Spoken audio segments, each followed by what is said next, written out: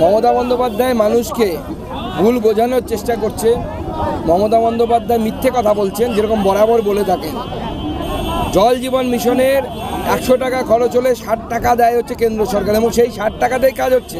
রাজ্য সরকার পয়সা দিতে পারছে না, আর সব জায়গায় মুখ্যমন্ত্রী নিজের ছবি লাগিয়েছে, ছবি লাগিয়ে রেখেছে। পাইপ পাহারা দেওয়ার কথা বলছে মুখ্যমন্ত্রী, কি পাহারা দেয়? পুলিশ কি আলাদা করে তার জন্য ডিপ্লয়মেন্ট হয় নাকি? আলাদা করে কোনো লোক লাগানো হয়েছে নাকি? কিচ্ছু করা হয়নি, শুধু মুখ্যমন্ত্রী মিথ্যে কথা বলছেন। ও নরেন্দ্র মোদীর টাকায় বাড়ি বাড়ি জল পৌঁছচ্ছে, আগামী দিনেও পৌঁছবে। মেডিকেল নিয়োগ নিয়ে এবার দুর্নীতিতে সিবিআইকে তদন্তের নির্দেশ দিল আদালত। দেখুন, এই রাজ্যের যা দুর্নীতির অবস্থা, এ বি থেকে শুরু করে জেড অবধি সব দুর্নীতি হয়েছে। এটা এম ফর মেডিকেল দুর্নীতি, এবং তার তদন্ত সিবিআই অথবা ইডি ছাড়া তো হচ্ছে না। রাজ্য পুলিশের উপর ভরসা আদালতের নেই। পরিষ্কার বোঝা যাচ্ছে রাজ্যটাকে আগামী দিনে আদালত এবং কেন্দ্রের এজেন্সি চালাবে। যতদিন এই 26 অবধি ল্যাংড়াতে যতদূর ল্যাংচাতে যতদূর চলতে পারে, তারপরে তো বিজেপির সরকার তৈরি হবে। ভারতবর্ষের স্বাধীনতায় বাংলার অবদান সবচেয়ে বেশি, বাংলার গুরুত্ব সবচেয়ে বেশি। সেই বাংলায় বিবেকানন্দকে গালি দেওয়া হয়েছে, এমনকি নেতাজির জন্মদিনকে জাতীয় ছুটি হিসেবে ঘোষণা করা হয়নি, অভিযোগ মুখ্যমন্ত্রীকে সবার আগে প্রশ্ন করুন। উনি রাজীব গান্ধীর মন্ত্রিসভাতে খেলমন্ত্রী ছিলেন, যুবমন্ত্রী ছিলেন। তখন নেতাজি সুভাষচন্দ্রের জন্য ওনার সরকার বা উনি কি করেছিলেন? আজকে Narendra Modi king George V, রাজা জর্জ V-এর জায়গায় দিল্লির বুকে নেতাজি সুভাষচন্দ্র বসুর মূর্তি লাগিয়েছেন। নেতাজি ডাক দিয়েছিলেন যে দিল্লি চলো, উনি দিল্লি পৌঁছতে পারেননি। তখন নরেন্দ্রের হাত ধরে নেতাজি দিল্লি পৌঁছেছেন। আমৃত্যু কর্মসূচি, রাজ্যপালের হস্তক্ষেপ চেয়ে চিঠি বিরোধী দলের নেতা শুভেন্দু। দেখুন কি নিয়ে দেখুন, ডিএর দাবিতে যারা আন্দোলন করছেন তাদের পাশে আমরা আছি, সর্বতভাবে আছি। আমরা চাইছি রাজ্যপাল তাদের সাথে গিয়ে দেখা করুন, দেখা করে তাদের অনশন ভঙ্গ করার জন্য রিকোয়েস্ট করুন, অনুরোধ করুন। কারণ এই সংবেদনশীলতাহীন সরকার যদি থাকে, সেই সরকার থাকলে পরে কোনো ডিএর কথা শুনবে না। 1000 কোটি টাকার গ্যাসে ফুটছে বিনামূল্যে চাল, ভোটের সময় দাম বাড়াবে, আর ভোট হয়ে গেলে দাম উসুল করে নেবে, দাবি মমতার। দেখুন, উজ্জ্বলা যোজনায় গ্যাসের কানেকশন দেওয়া হয়েছে। উজ্জ্বলা গ্যাস যোজনার গ্যাসের দাম 603 টাকা এখন। এত কমে গ্যাস কোথায় পাবেন আপনি?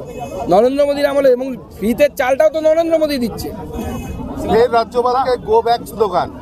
এবার কলকাতা বিশ্ববিদ্যালয়ে ঢোকার মুখে রাজ্যপালকে কালো পতাকা, স্থায়ী উপাচার্য নিয়োগ, কেন্দ্রীয় শিক্ষানীতি বাতিল সহ একাধিক দাবিতে বিক্ষোভ টিএমসিপি ও এআইডিএসও।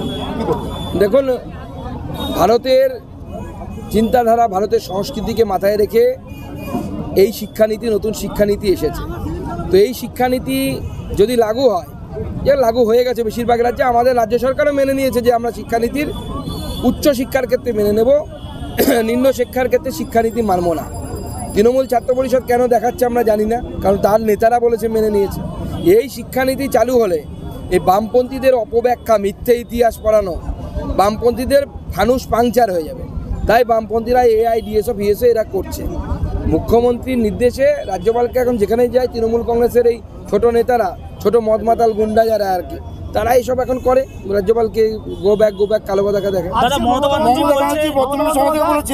আদালতে কেস চলছে, আদালতকে আবেদন করবো যাতে কেস মিটিয়ে তাড়াতাড়ি চাকরির ব্যবস্থা করা হয়। চাকরি প্রার্থীদের উদ্দেশ্যে মমতা বন্দ্যোপাধ্যায় ইচ্ছে করে তো এমন অ্যাডভার্টাইজমেন্ট বের করে, এমন নিয়োগ প্রক্রিয়া বের করে যাতে কেস হবেই, আর তারপরে কেস হয়ে ঝুলে যাবে, মমতা ব্যানার্জিকে পয়সা দিতে হবে না। আর টেটের পরীক্ষার ফর্ম ফিল আপ করিয়ে রাজ্য সরকার কোটিপতি হচ্ছে। আগে টেটের ফর্ম ছিল 8 বছর আগে 100 টাকা, সেই টেটের ফর্ম হয়ে গেছে এখন 500 টাকা। এই বেকার যুবকদেরকে জিজ্ঞেস করুন, 5 গুণ দাম বেড়ে গেছে টেটের ফর্মের। এই পয়সা যাচ্ছে কার কাছে? কে খায় এই পয়সা? দাদা, মমতা বন্দ্যোপাধ্যায়ের দাবি যে কেন্দ্র নাকি তাদের টাকা দিচ্ছে না, কারণ সব গেরুয়া রং করতে হবে। গেরুয়া তো সাধু সন্তদের রং, সেই হিসেবে দেখুন ভারতবর্ষের পতাকায় গেরুয়া আছে। তো নরেন্দ্র মোদী নতুন কি বলছে? গেরুয়া তো ভারতবর্ষের রং। স্বামী বিবেকানন্দ তো গেরুয়া বসন পরে গিয়ে আমেরিকাতে my brother and sisters of America বলেছিলেন, বিশ্বজয় করেছিলেন। তো গেরুয়াতে ওনার অ্যালার্জি কিসের এত? লোকসভা নির্বাচনে ইন্ডিয়া জোটে নেই পাঞ্জাবও। পাঞ্জাবের মুখ্যমন্ত্রী ভগবন্ত সিং মান আজ বলেছেন যে 13টি আসনেই তিনি লড়বেন, আপ লড়বে, সেখানে অন্য কাউকে তারা সিট ছাড়বে না। একই রকমভাবে আজকে মমতা বন্দ্যোপাধ্যায় বলেছিলেন যে কংগ্রেসের সঙ্গে কোনো জোট নয়, আমরা একভাবে থাকবো। কিন্তু জয়রাম রমেশ বলছেন যে মমতা বন্দ্যোপাধ্যায়কে লাগবে। এই সামগ্রিক বিষয় নিয়ে পাঞ্জাব এবং বাংলা এনডিএ জোট থেকে বেরিয়ে যাচ্ছে। দেখুন ইন্ডি জোট, এই ইন্ডি জোটের কোনো অস্তিত্ব নেই, এটা ফুটো নৌকা, যা জল ঢুকছে ওই নৌকা আর ডুবলো বলে। আর এই নৌকার মাঝিও নেই, সবাই সব দিকে দাঁড় চালাচ্ছে, নৌকা যাবে কোথায়? মমতা একদিকে চালাচ্ছে, রাহুল একদিকে চালাচ্ছে, ওদিকে আপের কেজরিওয়াল আর একদিকে চালাচ্ছে, নৌকা মাঝখানে চক্কর খাচ্ছে। কাজল নিয়ে অযথা রাজনীতি হচ্ছে, কাজলকে নিয়ে অযথা রাজনীতি। কাজল শেখ, মমতা বন্দ্যোপাধ্যায় আজকে বর্ধমান থেকে বলছেন ওকে নিয়ে অযথা রাজনীতি হচ্ছে। তাকে তো আমি শুধুমাত্র ধমক দিয়েছি, তাকে তো কেতুগ্রামের দায়িত্ব দিয়েছি, তাকে কোর কমিটিতে শুধু রাখিনি, কিন্তু এটা নিয়ে অযথা রাজনীতি করছে বিরোধীরা। না, আজকাল কাজল শেখ হোক বা শাহজাহান শেখ হোক, এই শেখ শুনলেই মমতা বন্দ্যোপাধ্যায় একটু শেখই হয়ে যাচ্ছে। কেন শেখই হচ্ছেন বুঝতে পারছি না। আগে তো কোনো নেতা সম্পর্কে এরকম বারবার দুরকম কথা বলতে শুনিনি। ট্যাক্সের টাকায় নতুন নতুন রাস্তা হচ্ছে, পিছুতে যাচ্ছে, খবর করলেই গোসা। বর্তমান থেকে